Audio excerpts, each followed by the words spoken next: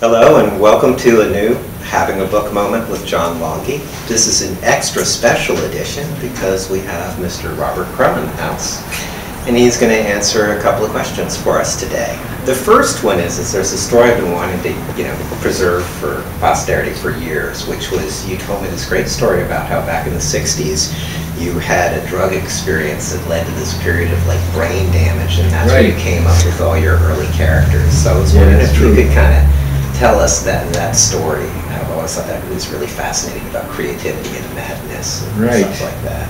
I'm not sure I ever fully recovered from that. It had a permanent effect on me. Well, it was 1960, late 65 in New York, and I was taking a lot of LSD at that time. There was this guy, Buzzy Linhart, that I knew. He was a musician, and he gave me this drug, and he said, and then he called me about a day later and said, "Did you take that stuff that I gave you?" I said, no. He said, "Don't take it, there's something wrong with it." He said, "Somebody took it and it was not right." And I took it anyway. I was young and foolish, and it started off like regular LSD, and then everything went fuzzy all of a sudden. And then I was in this fuzzy state for several months until the next time I took LSD, and then the next time I took the LSD, it just cleared away this strange, vague fuzziness. It was like the old days of TV when the screen would just be fuzzy. It was like that. Yeah. And in that time, I couldn't think clearly. And I was very helpless. I had other people take care of me. And if I sat still and let my mind wander, it just went into this very strange place. It's really hard to describe. It was very electric. And there's all these like crazy, like 1940s cartoon images dancing in my head. And that kind of got me fascinated by that old kind of grade B style of cartooning, and funny animal style. That it's kind of like sub-Disney style of cartooning, because that's what it all looked like in my head. It's dancing electric images.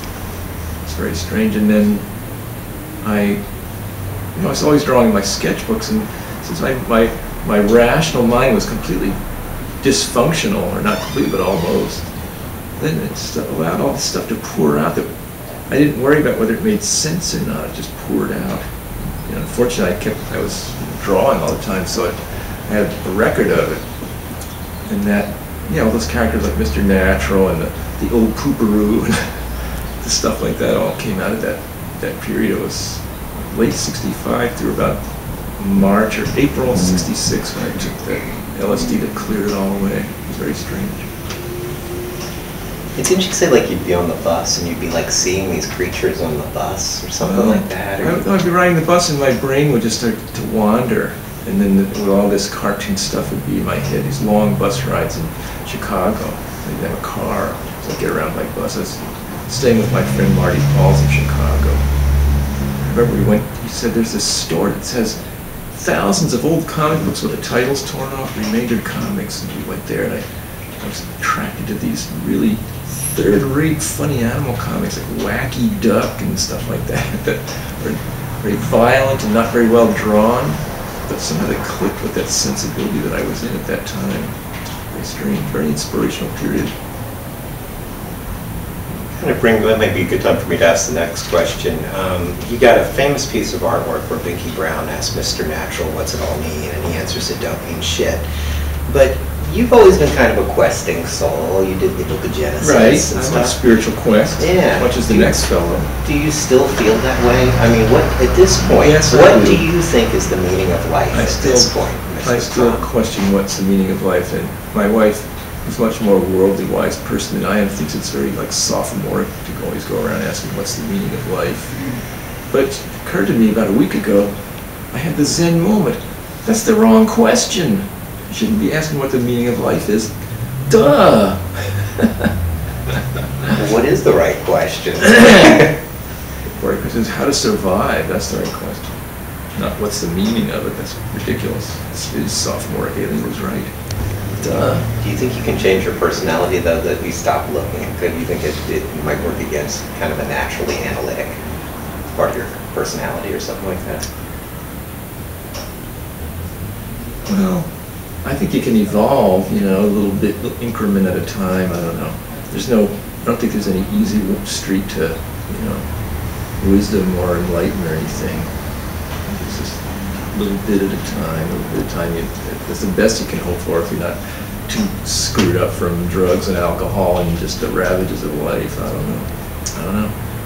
What, speaking of kind of inspiration stuff, what are your favorite books? I mean, if you had to pick like some books that really inspired you, what would they be? The Cotton Kingdom by Frederick Law Olmsted comes to mind. He went through the South in the 1850s and wrote a detailed account of what he was seeing, what he was observing there. It's a really interesting book. What about artists? You had to pick your favorite artist? Bukowski. Okay. Some favorite sayings of Bukowski. As I bend down to tie my shoes in the morning, the first thing that comes to my mind is, Christ Almighty, what next?